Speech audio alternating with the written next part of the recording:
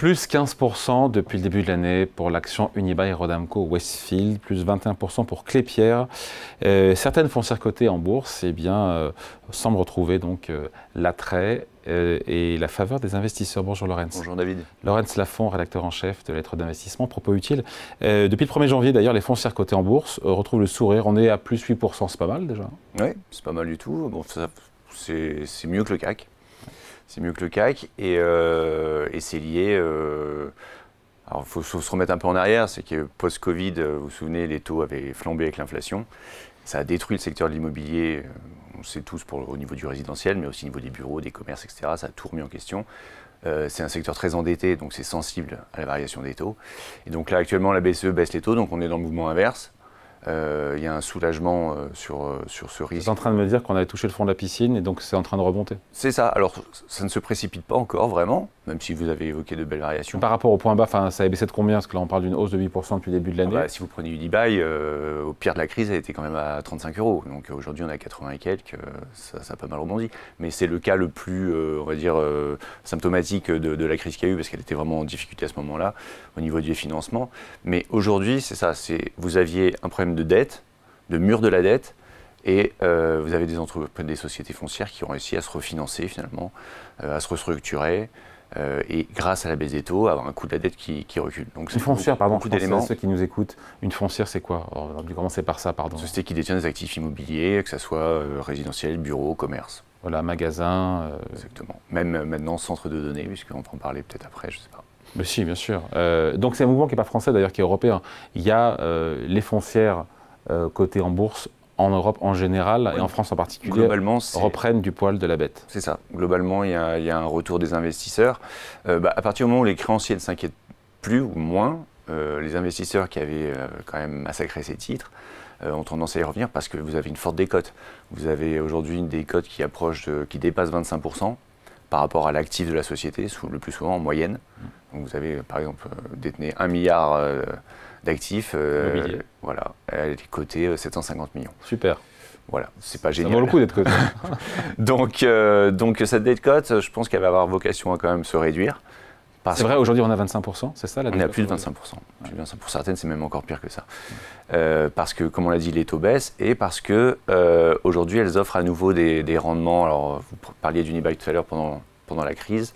Ils avaient sucré les dividendes. Exactement. Il n'y avait même plus de rendement sur une société qui est censée être une valeur de rendement. Il est venu nous voir, le patron d'Unibail Rodamco. Oui, ils ont fait un super boulot et ils ont bien redressé la société. Maintenant, il y a un dividende. Et effectivement, beaucoup ont fait ce travail. Il y a eu des cessions d'actifs, il y a eu des restructurations, des réductions de coûts, ce qui permet aujourd'hui d'avoir un rendement qui tourne autour de 4,5 en moyenne sur les foncières européennes. Parfois plus. Parfois plus, parfois même beaucoup plus.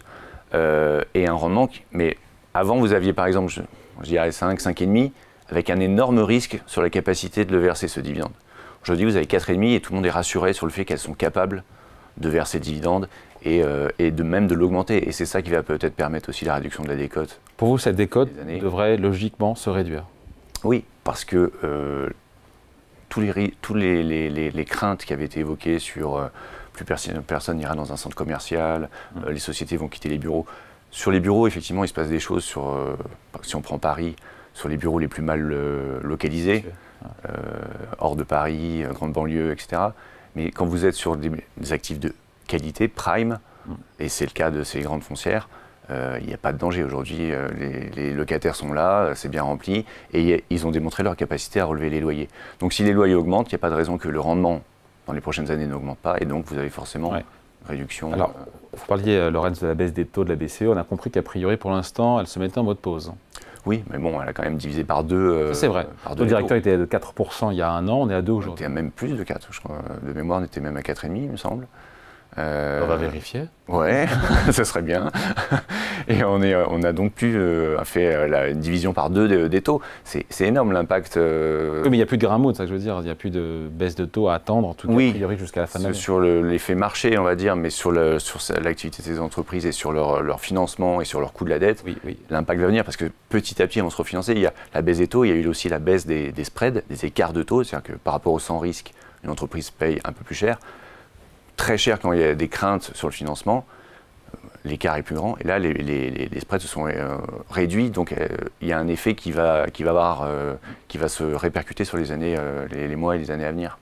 Voilà. Alors, on parle aussi beaucoup de guerre commerciale. On a vu qu'ils sont en train de trouver une espèce de simili-accord entre Américains et Chinois. Ça, je vous l'avais déjà dit. Hein, ouais, ça va finir en jus de boudin. Quoi.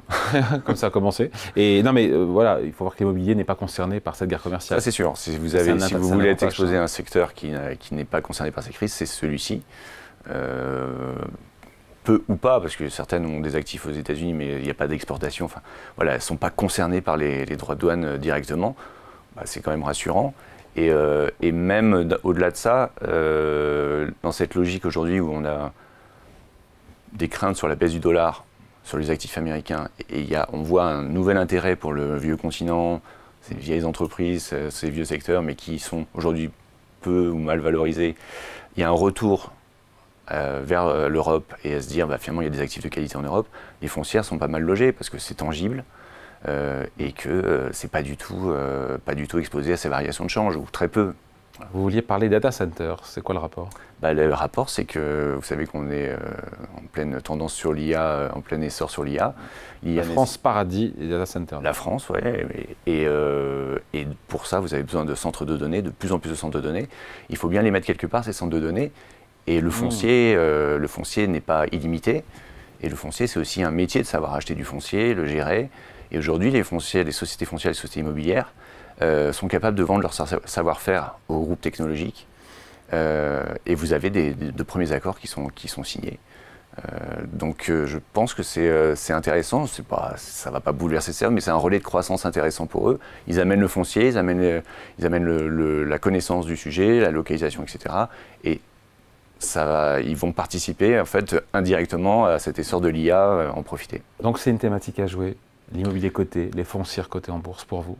Il me semble que dans un portefeuille qui se veut, on va dire, prudent ou moyennement offensif, c'est un secteur qui est intéressant aujourd'hui. Le mouvement ne fait que commencer. On voit même, je passe à un autre sujet, mais les SCPI, on voit que ça se tasse maintenant, les révisions à la baisse des prix et des actifs.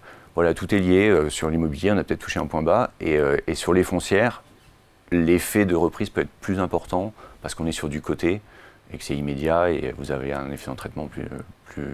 On discrimine ou pas? On finit là-dessus. Discrimine, c'est-à-dire? C'est-à-dire, non, on choisit pas toutes les foncières.